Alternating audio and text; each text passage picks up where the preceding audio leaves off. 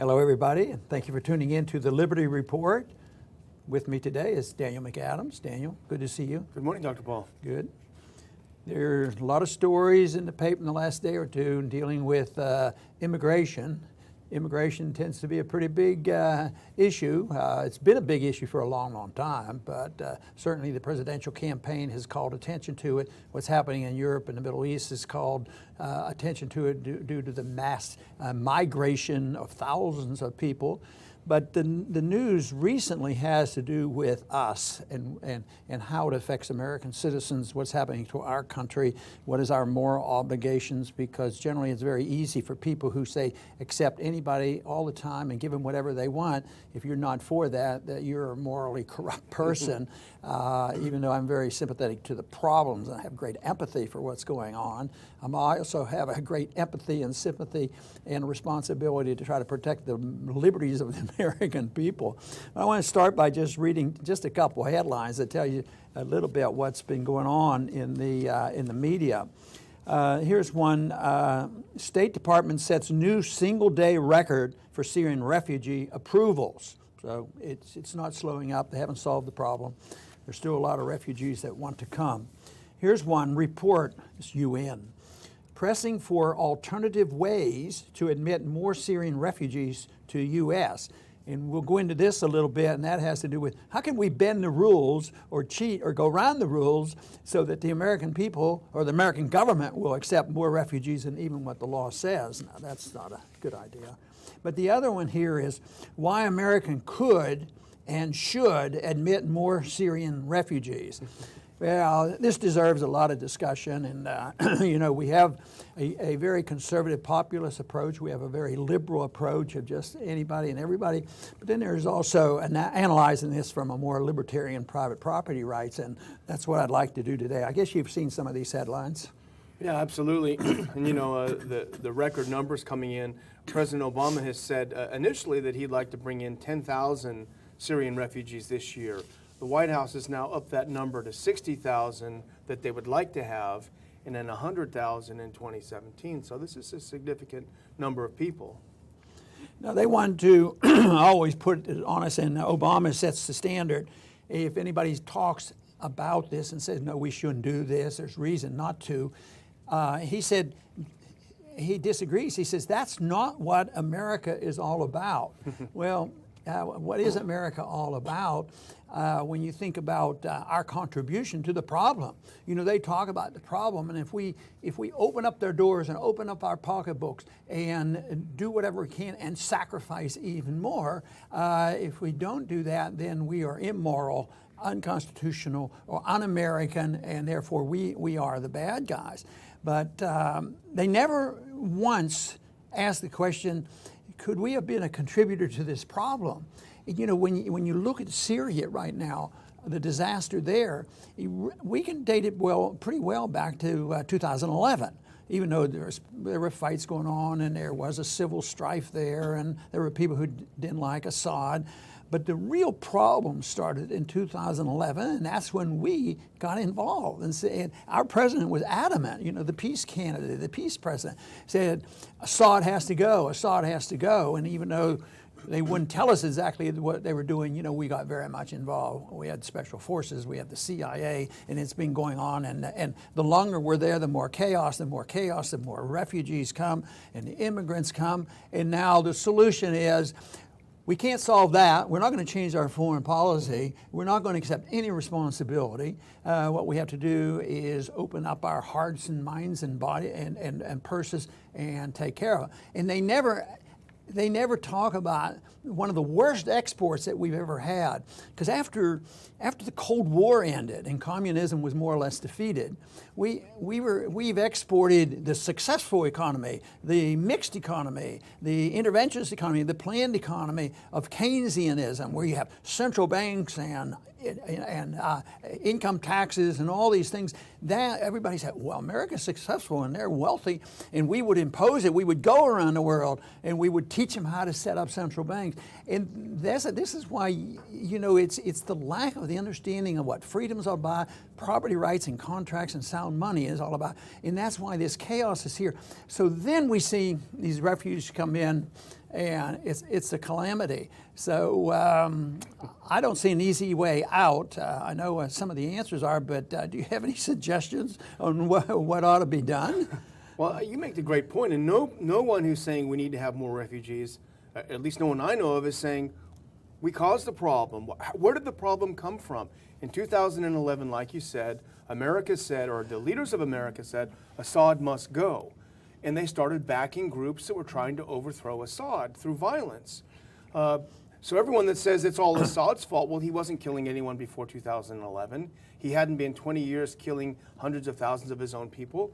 They only started getting killed and fleeing after the U.S. started supporting an intervention with the help of our wonderful democratic allies, the Saudis. So this problem was created by the U.S., and now the rest of us are having to bear the burden of a stupid decision made by the interventionists in Washington, D.C. Of course, this is related, obviously, to the problem of terrorism. People say, well, it's dangerous because some terrorists can come in here, but they never want to ask the serious questions about why the terrorists are coming to get us.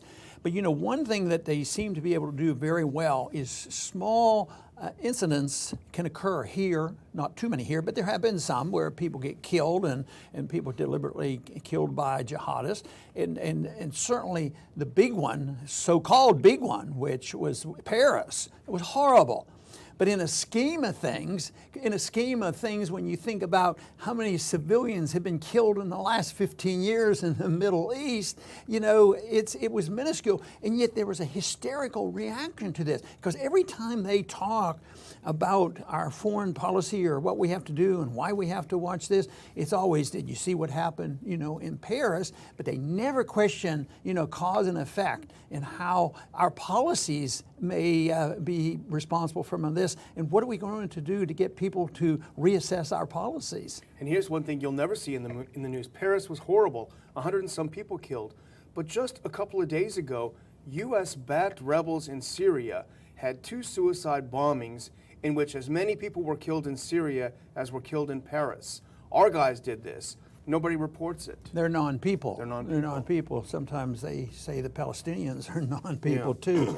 But, you know, one thing now, it's a management problem. How do you get more people in? And I alluded to the one article there that said, well, if you change the rules, they can get around some of our restrictions. That, of course, came from the United Nations. And some of the things they want to do is get the people to skirt around direct entry, to go to different countries that might qualify under the quota system, and then also maybe give out more scholarships and make it look better. But that's the kind of solution they want. But then they also have this mechanical problems of the lines. You know, he wants to get 10,000 in this year, and he's behind schedule, so he wants to speed it up. But they're improving the screening process, and I imagine what they're doing, and I think maybe the solution would be, if they need to screen it up, is maybe they ought to get some more TSA agents, and that would help the people who would like to slow it up a bit. Yeah, people would give up; they wouldn't want to come. It wouldn't be worth it. But anyway, they are speeding it up, which means that the people who say, "Look, we don't even want anybody in here because they're liable to come here and kill us," they would argue, well, you're going to speed it up. But likely they will screen it up, but they're not going to screen it up at our airports, unfortunately. Yeah, exactly. You know, the Center for Immigration Studies did a pretty exhaustive study of the cost of refugees from the Middle East coming to the United States. And a lot of people who say, oh, you're just too greedy, you're too stingy, you don't want these people coming in, they're not getting that much money. I think this report really puts the truth to the lie. And what they've done is they've calculated all of the different alphabet soups that people will qualify for: SSI, TANF, SNAP, WIC, school lunch, Medicaid, subsidized housing, etc. And they've come up with a figure that each household over a 5-year period will cost the American taxpayer about $257,000. So if Obama gets his way, and in 2017, 100,000 refugees from the Middle East are accepted into the U.S., that will be a cost of $6.4 billion to the American taxpayer. That seems significant. Now, that seems to raise the moral issue. They say that we don't support the moral issue of helping people who are destitute.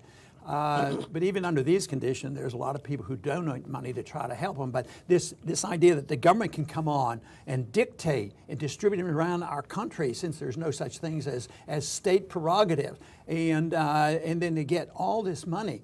So under these conditions, who's the victim? It becomes the American taxpayer who is. And I have argued the case for a libertarian approach to this, which would allow a different decision making, but it would not be overly rigid.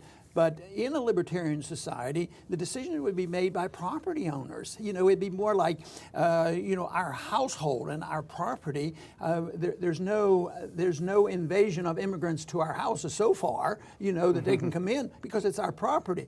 But when anything is collective and everybody owns it and nobody does, and it's a political thing, then they'll say, oh, the country is for everybody, and just let everybody come in, and because we're good Christians and moral people, will steal more money from the American people and give them this huge amounts of money, with families qualifying for tens of thousands of dollars.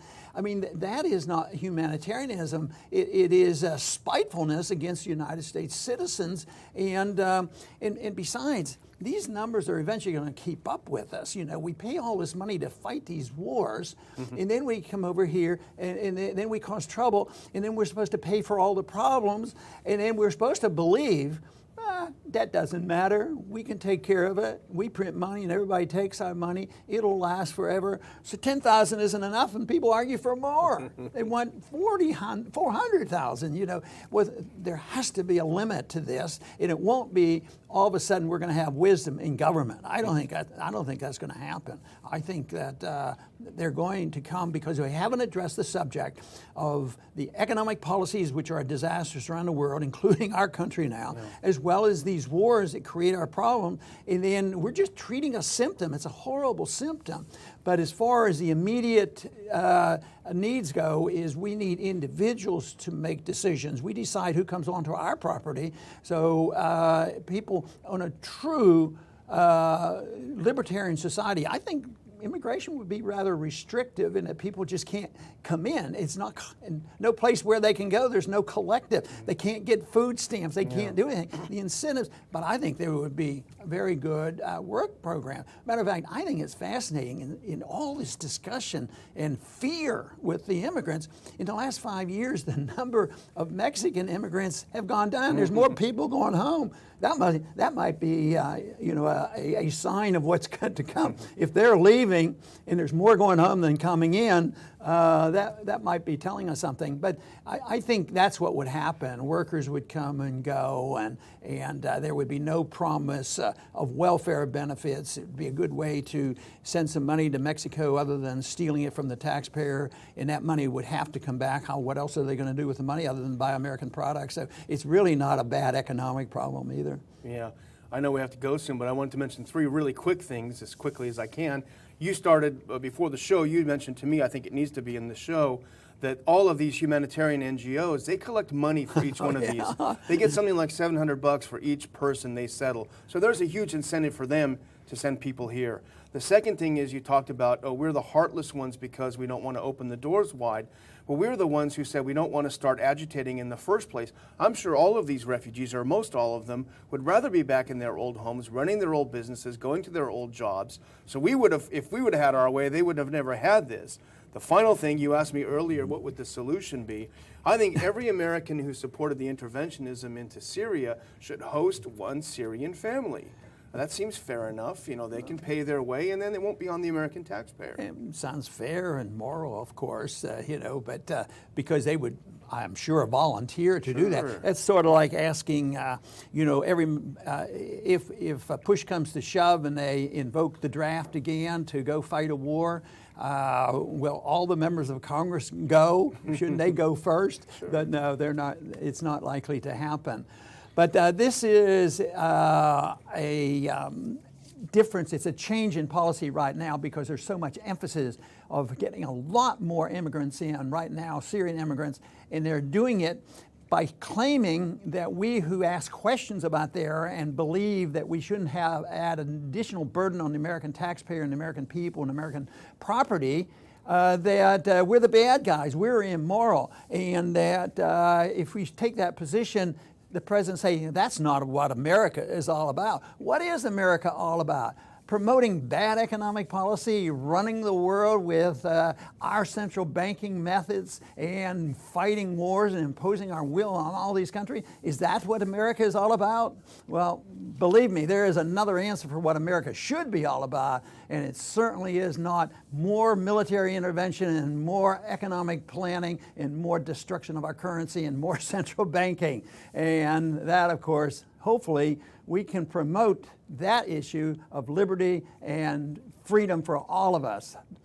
I want to thank everybody for tuning in today. Please come back soon to the Liberty Report.